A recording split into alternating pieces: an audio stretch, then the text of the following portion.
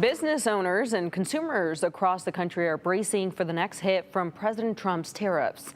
The president's announcement expected tomorrow, expected to initiate a trade war with our closest allies. Meanwhile, more government employees are headed to the unemployment line as pink slips begin to roll out to some 10,000 Department of Health and Human Service workers. NBC's Julie Surkin has the latest from Washington.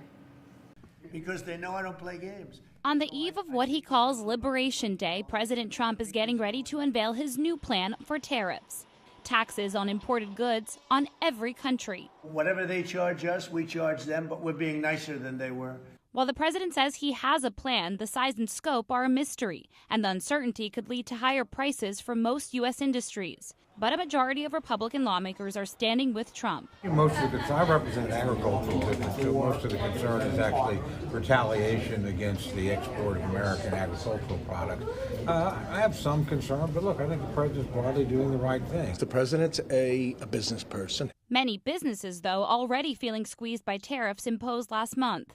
From the cost of cars to the price of wedding gowns, you may even have to dig deeper to say yes to the perfect dress. Some designers have already sent us tariff costs, and some have decided to hold off on that.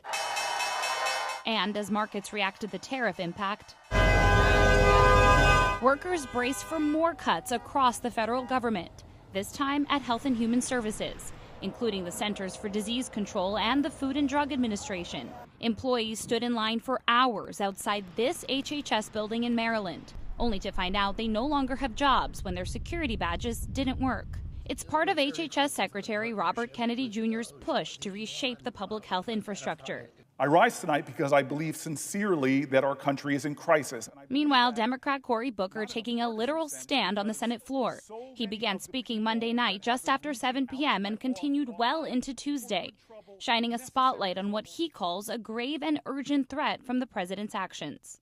While Democrats here on Capitol Hill are slamming the Trump administration's moves, voters are heading to the polls in Florida and Wisconsin for special elections in those states. It's the first time voters are casting ballots since the November election, of course, where President Trump won. And it could serve as a good pulse check of how Americans are feeling about the Trump administration's rapid-fire moves. In Washington, Julie Surkin, NBC News.